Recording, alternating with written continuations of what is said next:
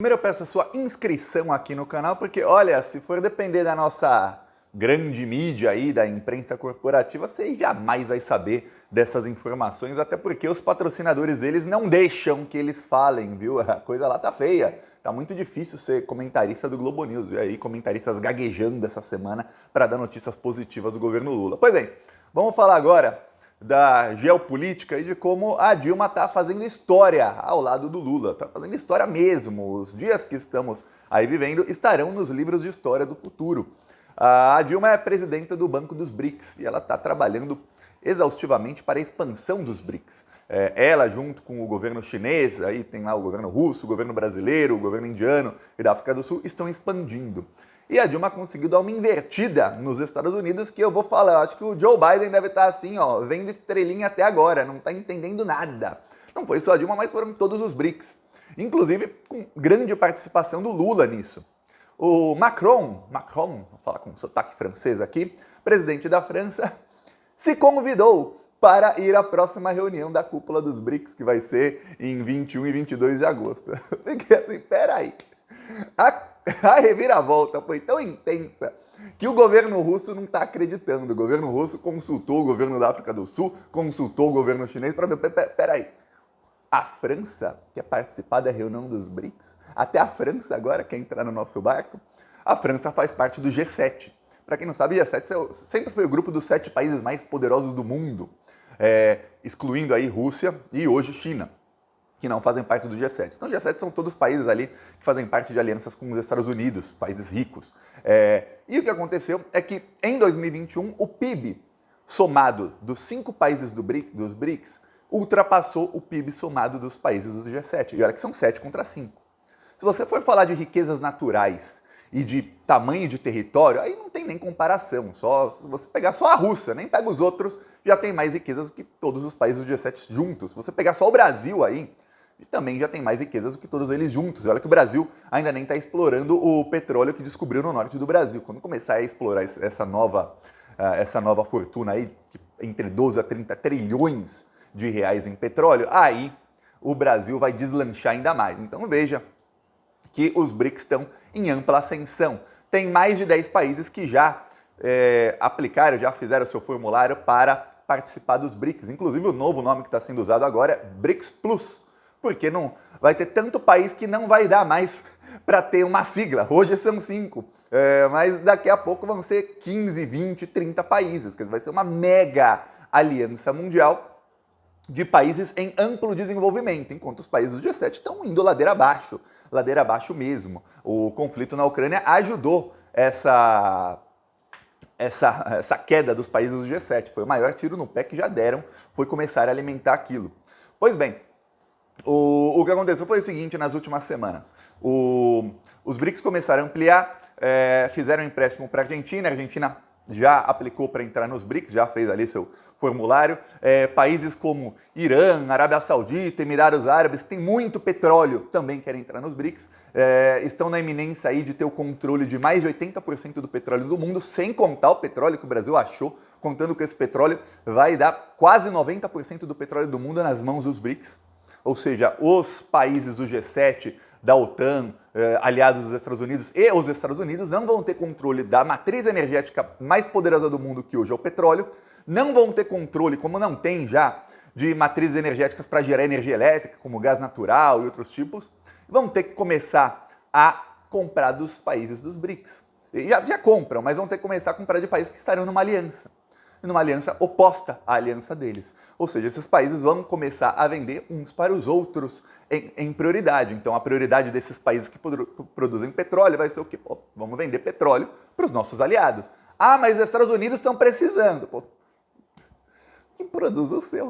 Ah, não tem? Pô, tadinhos de vocês. Pô, não passaram aí décadas impondo golpes de Estado em todos os outros países, causando desgraça, pobreza, miséria. Quando não dava para dar golpe de Estado, bombardeavam, matavam pessoas. Continua aí financiando. Israel tá promovendo um genocídio na Palestina faz 7 décadas. Ninguém faz nada. Você não vê aí jornalista da imprensa revoltado porque Israel nem sequer mostram o que está sendo feito em Israel.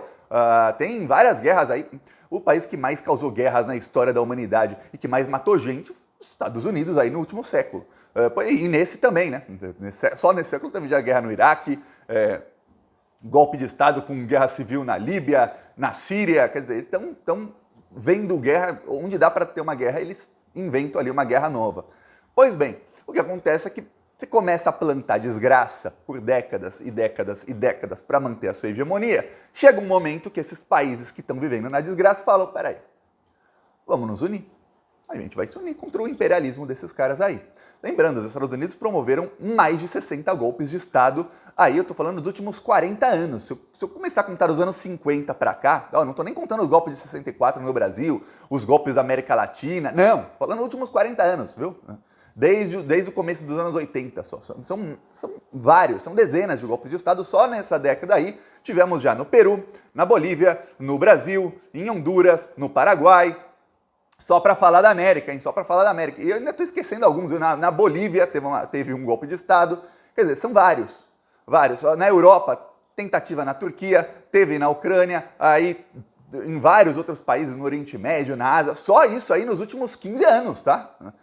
A maioria desses aí que eu falei nos últimos 10 anos. Todos eles financiados pelos Estados Unidos. E o jornalista que denunciou boa parte disso, que é o Julian Assange, está condenado à pena de morte, está condenado a 150 anos de prisão e ele vai para uma cadeia nos Estados Unidos onde será torturado. E todo mundo sabe que ele vai ser torturado. Você não vê um jornalista da imprensa falando, nossa, free Assange, libertem o Assange. Nada. Você nunca vai ver um jornalista da Globo, da Folha, do Estadão, do SBT, da Record, da Band falando, olha, gente, tem um jornalista aqui que por fazer o trabalho dele está preso. Está preso por fazer o trabalho dele, por mostrar que os Estados Unidos grampearam a então chanceler da Alemanha, que era Merkel, grampearam a Dilma Rousseff, grampearam o presidente da China e escutaram conversas de milhões de cidadãos, inclusive brasileiros, de outros países, ilegalmente. E aí ele revela isso tudo e ele vai preso. E os responsáveis por todos esses crimes não, que são os americanos. Aí eles dizem, não, você não pode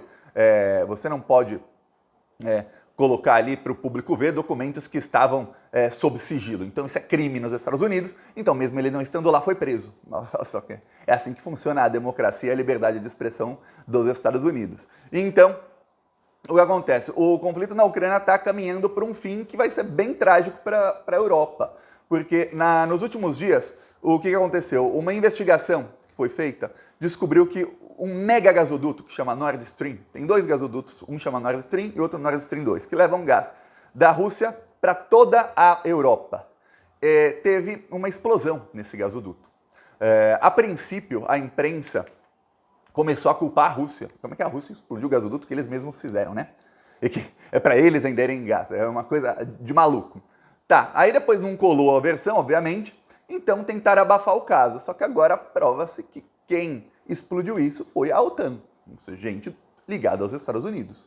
Então, faz 4 dias, o braço direito do Vladimir Putin, que é o Medvedev, ele foi às redes sociais falar o seguinte, olha, agora com as provas de que eles explodiram o gasoduto, que nos custou bilhões, trouxe bilhões e bilhões em prejuízo para a Rússia, a gente não vê nenhum empecilho em desligar toda a internet da Europa e dos Estados Unidos. Para quem não sabe, a internet, nós, eu e você, estamos conectados por cabos. A internet tem internet por satélite? Tem. Mas o que faz a internet ser tão rápida no mundo inteiro é que há cabos subterrâneos abaixo do oceano. E a Rússia falou, nós sabemos onde estão os cabos, eu não vejo empecilho nem moral mais. Antes tinha empecilho ético e moral, mas agora nem isso eu vejo mais para simplesmente destruir isso. Diante dessa ameaça, os Estados Unidos e os países da OTAN falaram, então a gente vai levar a cabo a nossa ideia de enviar caças para a Ucrânia, caças F-16. Pois bem, aí você fala, caramba, peraí, tá? A guerra vai ter outras proporções agora, porque, lembre-se, os países da OTAN, OTAN, para quem não sabe, é a Organização do Tratado do Atlântico Norte. Os Estados Unidos, países da Europa, só que aí países que não estão no Oceano Atlântico começaram a entrar na OTAN e ficar todos ali em volta da Rússia. Ok, o que acontece? Tem documentos, inclusive, que foram divulgados pelo Julian Assange, de 2008, dos Estados Unidos, documentos de inteligência que mostravam que se tivesse qualquer possibilidade da Ucrânia integrar a OTAN, como o norte da Ucrânia chegaria em Moscou em menos de 2 minutos, não daria nem tempo de piscar e estaria tudo destruído, o que aconteceu foi que eles começaram a levar a cabo essa ideia. A Rússia invadiria a Ucrânia. Então, desde 2008, eles sabiam disso. Começaram a trabalhar por um golpe de Estado lá, demoraram alguns anos, assim como no Brasil. Começaram a trabalhar por golpe de Estado no Brasil desde 2005, com um mensalão. Conseguiram o golpe em 2016, levou 11 anos. Na Ucrânia foi mais fácil, levou 6 anos. Começaram em 2008, conseguiram o golpe em 2014.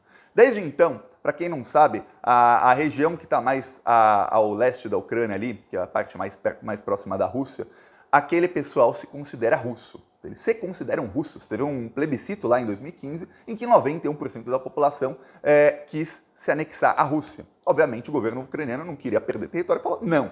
Mas assim como no Brasil, talvez você esteja lembrado em 2014, em 2018, que a população do Sul passou a odiar a população do Nordeste, principalmente em 2014, quando a Dilma ganhou do Aécio de pouquinho, e tinha passou a ter uma certa rivalidade, mas não tão grande. Pois bem, na Ucrânia, até por questões históricas da Segunda Guerra Mundial, e depois da União Soviética, tem uma rivalidade muito grande entre o leste e o oeste do país. Então o oeste do país quer mais que o leste se dane, não estão nem aí, eles odeiam aqueles caras.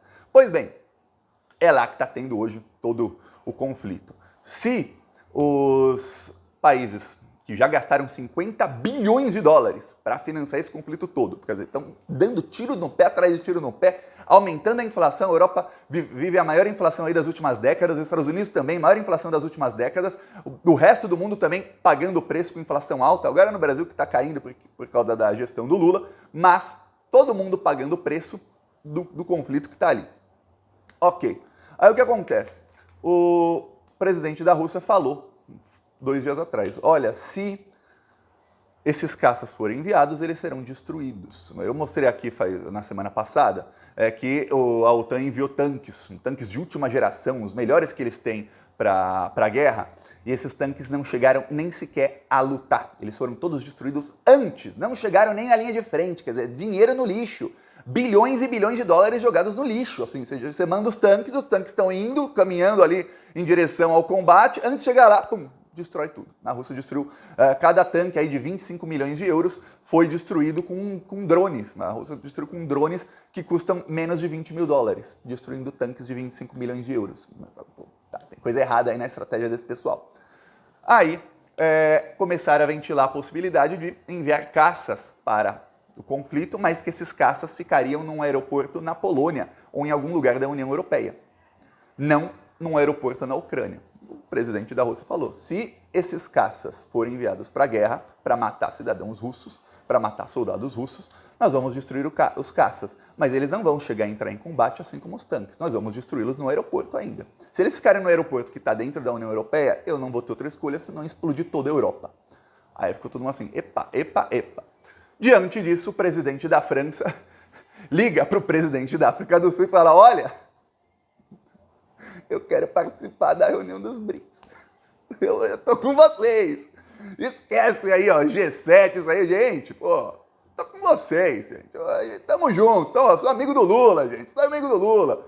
Pois bem, o Lula foi para a França, inclusive, antes de ser eleito, ele já foi recebido com status de presidente da República pelo presidente da França. Depois foi à França novamente. Ele vai à França de novo agora. O Lula vai ter um show do Coldplay em Paris.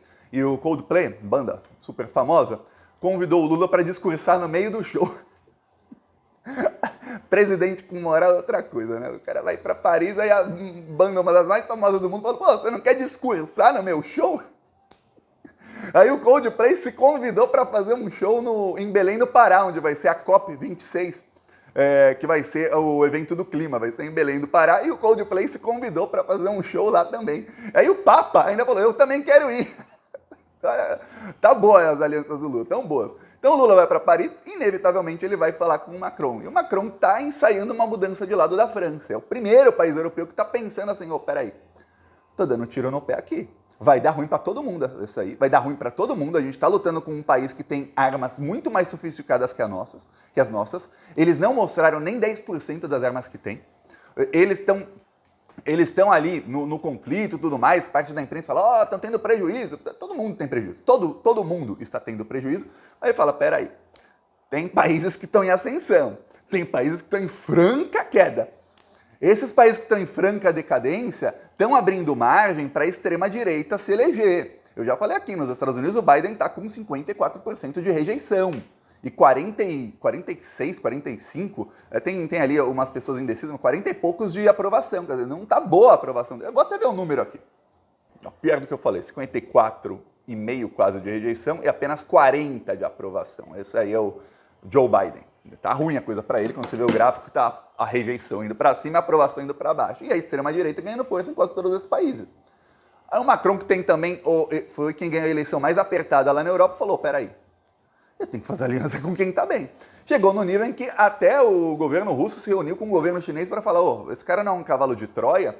E o governo chinês também, o presidente se encontrou com o Macron e falou, não, ele está querendo se unir a gente mesmo.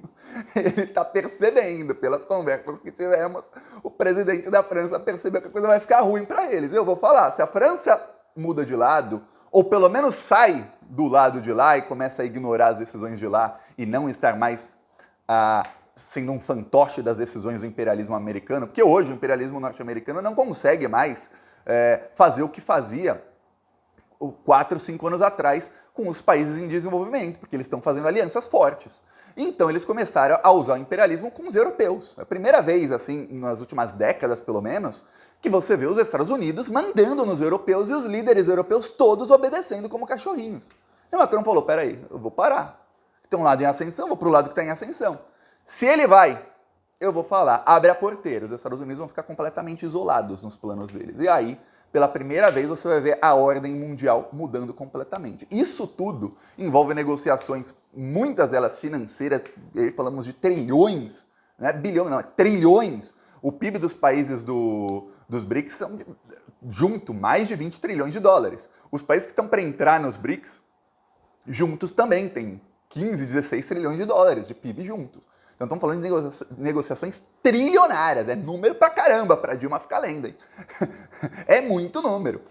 O Lula faz a parte política, a Dilma faz parte da parte política e faz a parte financeira, que é a presidenta do Banco dos BRICS, e essas negociações estão ocorrendo e a expansão está acontecendo. O tamanho da invertida que a Dilma está dando em quem financiou o golpe de Estado contra ela é o tipo de coisa que dá filme, não vou falar filme de Hollywood, porque o Império Americano vai cair, Hollywood nem vai ter tanto poder assim.